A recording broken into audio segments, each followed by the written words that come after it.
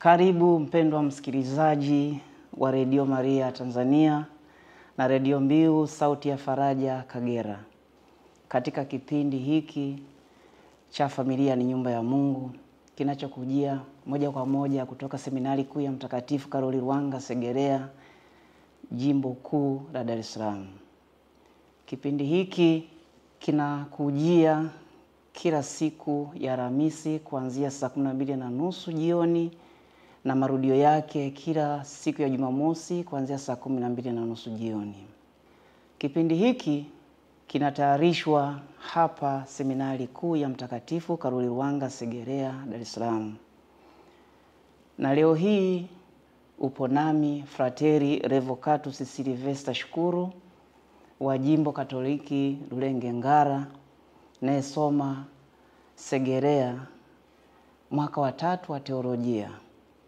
Na iwapo una maswali, maoni au mapendekezo juu ya kipindi hiki, usisite kututafuta kwa namba 0756 47 81 78 au 0734 06 99 67.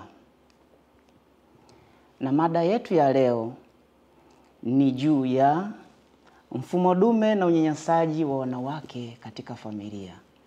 Mfumo dume na unyanyasaji wa wanawake katika familia. Karibu tuanze kipindi chetu kwa sala. Kwa jina la Baba na la Mwana na la Roho Mtakatifu. Amina. Atukuzwe Baba na Mwana na Roho Mtakatifu, kama mwanzo na sasa na siku zote na milele. Amina. Tuombe. Mungu Mwenyezi wa milele, tunakushukuru kwa zawadi ya familia takatifu ya Yesu, Maria na Yosefu, ili iwe mfano wa fadhila mbalimbali kwa familia zetu za wanadamu.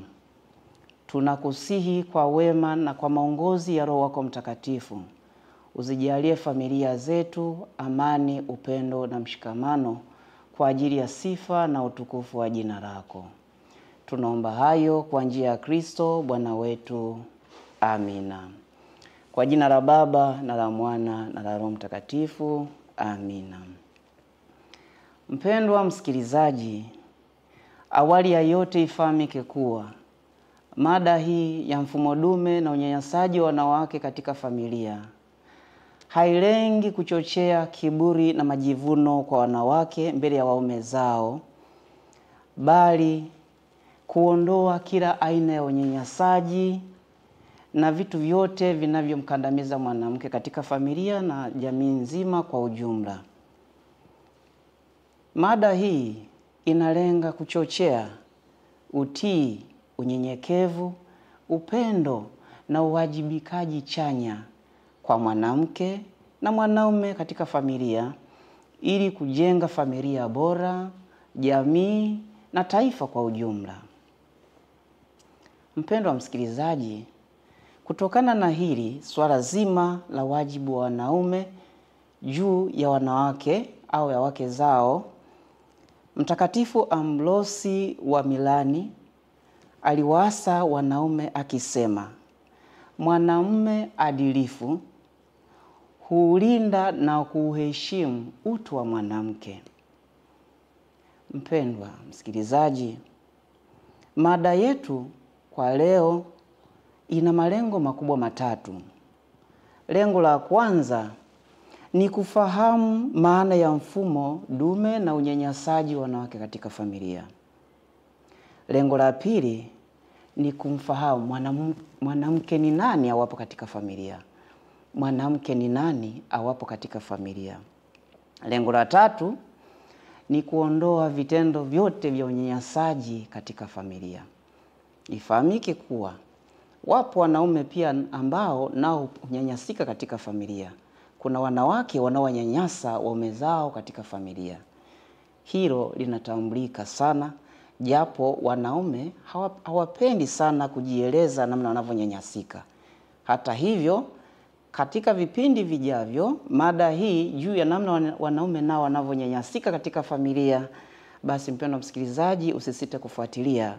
Utasikiliza nini kinachoendelea katika familia zetu na namna ambavyo nao wanapaswa kupewa haki zao za msingi. Yapo maeneo mengi ambapo wanawake wamekuwa wakinyanyasika katika familia zao, na baadhi ya maeneo haya ni kiuchumi. Mwanamke anaweza kanyanyasika kwenye familia yake kiuchumi. Wapo wanawake ambao wamenyimwa haki za kumiliki vitu mbalimbali katika familia zao, na baadhi yao wanafanya kazi kubwa sana kwa ajili ya kujenga uchumi, lakini hawafaidiki na matunda yanayotokana na juhudi zao. Wapo wanawake wanaolima sana, ambapo wanaume wanakuwa wengine wanajihusisha na mambo ya ulevi, asubuhi wanaenda kwa pombe, wanabaki mtaani tu, wazembe, wengine wamelala ndani tu. Wanawake wanapambana na mifugo, wanapambana na mashamba na miradi mbalimbali, lakini matunda yanayotokana na zile kazi zinahesabika kwamba ni kazi au ni tunda, ni mali ya mwanaume peke yake. Na kwa unyenyekevu basi wanawake wanakubali. Wapo wanawake ambao baadhi ya makabila mbalimbali sehemu mbalimbali za Afrika, wanawake baada ya kuwa amelima pengine mahindi, amehisi hamu ya kuchoma hindi, anapoenda kuchoma hindi, basi akikutwa na mume wake anachomwa moto mikono kwamba ameiba, ili hali mwanamke huyu ndo alilima yale mazao. Wamevuna mazao, mahindi, maharage, mwanaume anachukua yale mahindi anaenda kuuza, anapeleka kwenye pombe. Je, si unyanyasaji huo mwanamke kiuchumi? Ni unyanyasaji na haupaswi kuvumilika hata kidogo. Mwanamke, mali ya familia ni mali ya mwanamke, ni mali ya mwanaume pia. Cha msingi kushirikishana kunapotokea hitaji linalohitajika, kama ni kuuza mazao, kuuza mifugo, ni vizuri basi wote wawili wakubaliane. Hakuna anayepaswa kusimama kumnyanyasa mwenzake kutokana na mali ile ya familia. Uelewano, kukubali kukaa mezani na kujadili pamoja kwa upendo na unyenyekevu. Upendo na unyenyekevu, nasisitiza hilo. Lakini pia unyanyaswaji wa kiutu. Unyanyaswaji wa kiutu. Baadhi ya wanawake wananyanyasika ndani ya familia zao kwa kutukana matusi machafu mbele ya watoto wao. Wanadhalilishwa, wanapigwa vibaya mno mbele ya watoto wao. Dhihaka mbalimbali ambazo zinautia doa utu wao, jambo ambalo linawaharibu hata kisaikolojia wanawake hawa, lakini pia hata na wale watoto. Hali hii ya unyanyasaji ni wa kikatili mno. Jambo hili kutokana na unyanyasaji wa kiutu, wanawake wengi wameishi katika maisha ya majuto kwamba kwa nini niliolewa, wakati ndoa paswa kuwa chanzo cha amani na furaha kwa mwanamke na mwanaume pia pamoja na watoto. Kutokana na hili, haya yote yanatokea kwa sababu hakuna upendo wa dhati wa mwanamume kwa mwanamke. Lile neno alilosema wewe ni nyama ya nyama yangu, ni mfupa wangu, limepotea sasa.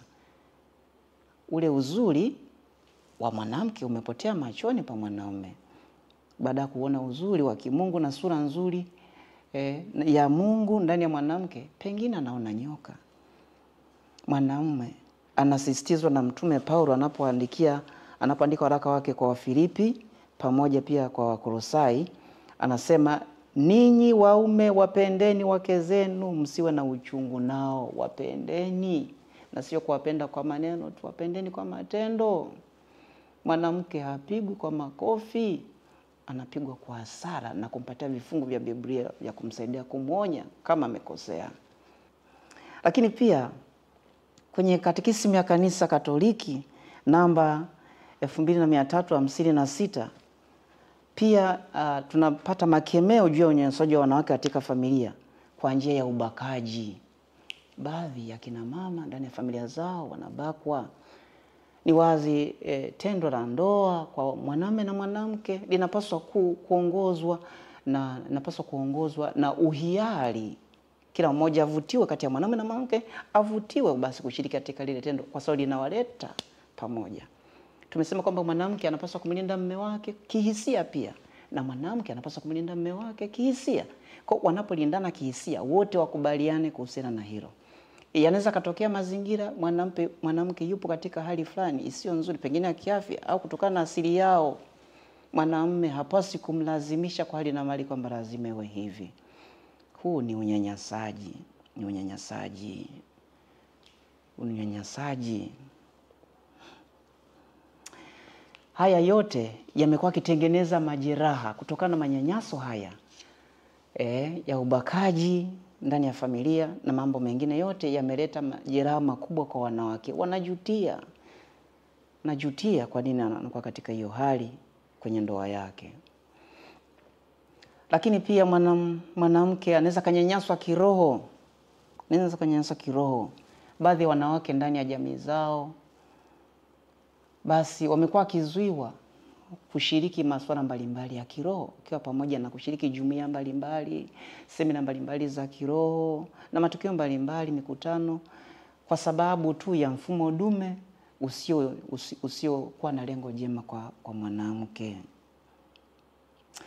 Mtume Paulo anapoandikia Wagalatia kwenye waraka wake sura ya 3 aya 28 anasema, huko hakuna Myahudi wala Myunani, mtumwa wala mtu huru, mwanamume na mwanamke.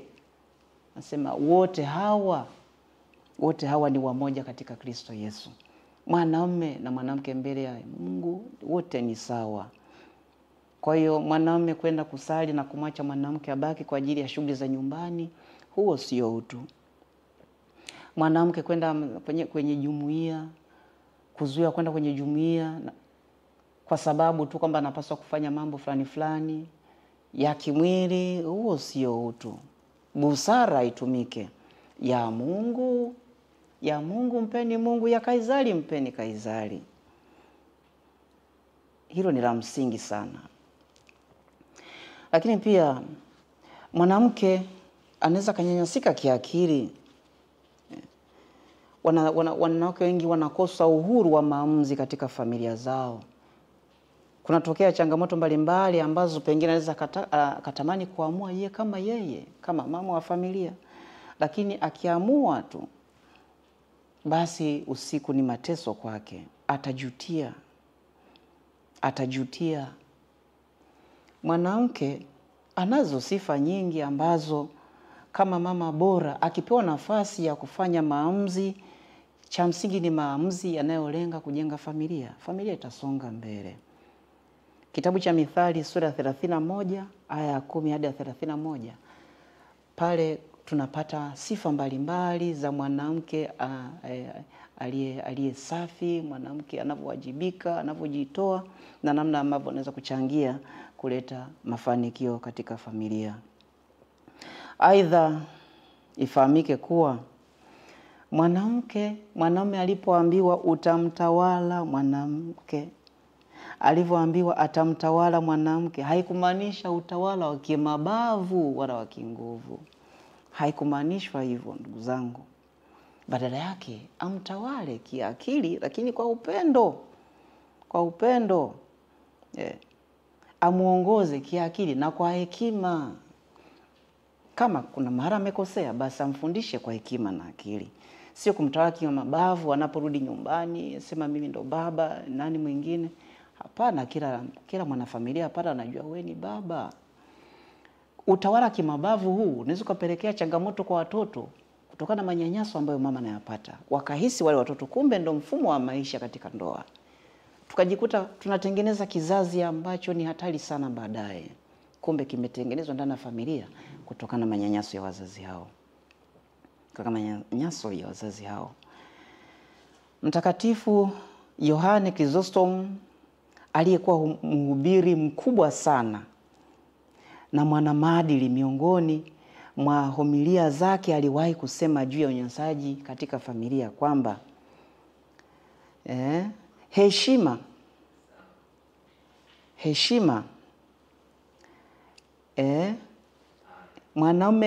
aliwahi kusema kwamba mwanamume hapaswi kuwa mkali sana kupitiliza. Hapaswi kuwa mkali sana kupitiliza mbele ya mwanamke au kwa mwanamke. Badala yake anapaswa kumsaidia mke wake kwa upendo na kumjali. Anapaswa kuepuka mambo yote yanayohusiana na unyanyasaji. Mpendwa msikilizaji wa Radio Maria na Radio Mbiu Sauti ya Faraja Kagera. Iwapo ndo kwanza unafungua redio yako, kipindi kilichopo hewani ni juu ya familia ni nyumba ya Mungu. Na mada tulionayo ni mfumo dume na unyanyasaji wa wanawake katika familia. Upo nami Frateri Revocatus Silvester Shukuru wa Jimbo Katoliki Rulenge Ngara. Mpendwa msikilizaji, katika masuala mazima ya familia, ndoa inachukuliwa kama sakramenti muhimu sana. Rejea Katekisimu ya Kanisa Katoliki namba 1601 inasisitiza kuwa wanandoa wanapaswa kusaidiana kwa upendo na kuheshimiana. Wanandoa wanaposaidiana kwa upendo na kuheshimiana, manyanyaso hayataonekana. Watapendana katika shida na raha. Kila mmoja atapata shauku ya kuwa na mwenzake muda wowote ule.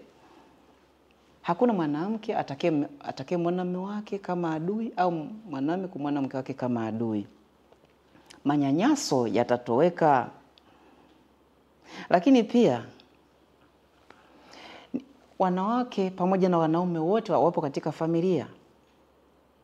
Wote watashiriki katika kudumisha upendo, msamaha, utu wema na uchaji wa kimungu. Wote watashikana mikono kwa ajili ya kupelekana kwa Mungu na sio kutoana kwa Mungu. Akipini pia wanawake wanastahili heshima na hadhi sawa kwa wanaume. Jamii inabidi ifahamu hilo. Unyanyasaji upitwe na wakati. Ubaguzi huu mbele ya Mungu utoweke. Rejea Katekisimu ya Kanisa Katoliki namba 1931. Lakini pia familia ni mahali ambapo upendo wazi kwamba unapaswa kutawala.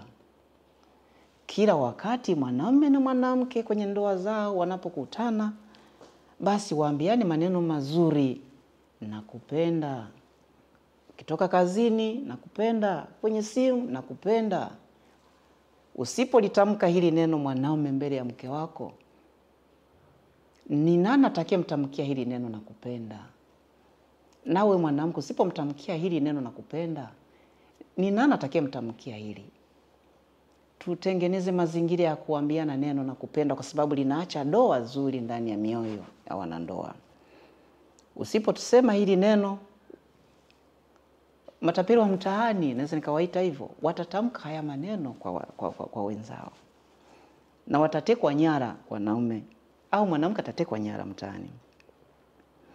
Kwa hali hiyo ni vema mwanamume na mwanamke washirikiane katika kupenda, kujenga amani, kuwalea watoto wao kwa upendo mkubwa, unyenyekevu, moyo wa kupenda kazi, kwa kuwa mifano bora kabisa ndani ya familia, na kujitahidi sana kuepuka mambo yote ambayo yanaweza kapelekea watoto kuiga, na swala hili likapelekea familia ambazo zitakuwa changamoto sana baadaye kwenye swala zima la uinjilishaji. Watoto waige yale mema. Busara itumike kama kuna mgogoro kati ya baba na mama, waangalie mazingira kutatua changamoto hiyo, ili baada ya hapo waweze kukamilishana kwa pamoja. Watoto wang'are kwa watoto wenzao mtaani, mwanamke naye ang'are kwa wanawake wenzake mtaani kwa maisha ya mfano ndani ya familia yake, baba naye ang'are mbele ya wanaume wenzake kule mtaani. Kwa hali hiyo kila wakati mwanamume atakapomtazama mke wake ndani ya familia, amwimbie ule wimbo ambao umewahi kuimbwa na kwaya moja hapo hapa Tanzania, kwaya ya Kikatoliki, yenye maneno yanasema, wewe ni nyota ng'ara Malkia. Hivyo hivyo na mwanaume mke pia aitikie kwa kusema, kwa kuimba pia mbele ya mume wake, wewe ni jua ng'ara mfalme. Kwa mng'aro wa jua ndani ya familia, yani baba, na mng'aro wa nyota, mng'aro wa mwezi, watoto wote wang'arishwe na ule upendo, mng'aro wa upendo, mng'aro wa utabasamu, mng'aro wa furaha, mng'aro wa msamaha, mng'aro wa utu wema, mng'aro wa kujaliana katika shida na raha. Kwa haya yote yatakapojitokeza katika familia nyingi za Kikristo zitakuwa katika msingi ambayo itasaidia hata jamii nzima iwe yenye maadili, na taifa zima litakuwa lenye maadili kwa kuepuka mambo mbalimbali ambayo yanapingana na maadili ya kimungu. Pendwa msikilizaji wa Radio Maria Tanzania na Radio Mbiu Sauti ya Faraja Kagera, hadi kufikia hapa tumefikia tamati ya kipindi chetu cha Familia ni Nyumba ya Mungu kwa siku ya leo. Naamini umejifunza mengi. Usikose kuungana nami tena siku nyingine na muda na wakati kama huu. Na ulikuwa nami Frateli Revocatus Silvester Shukuru wa Jimbo Katoliki Rulenge Ngara, nayesoma seminari kuu ya Mtakatifu Karoli Wanga Segerea, Dar es Salaam, mwaka wa 3 wa teolojia. Na iwapo una maoni, maswali, mapendekezo au ushauri wowote ule, usisite kutupigia kwa simu namba 0756 47 81 78 au 0734 06 99 67. Mwenyezi Mungu atubariki sote. Tumhitimishe kipindi chetu kwa sala. Kwa jina la Baba na la Mwana na la Roho Mtakatifu. Amina. Atukuzwe Baba na Mwana na Roho Mtakatifu, kama mwanzo na sasa na siku zote na milele. Amina. Bikira Maria, mama wa familia takatifu, utuombee. Kwa jina la Baba na la Mwana na la Roho Mtakatifu. Amina. Tumsifu Yesu Kristo milele na milele. Amina.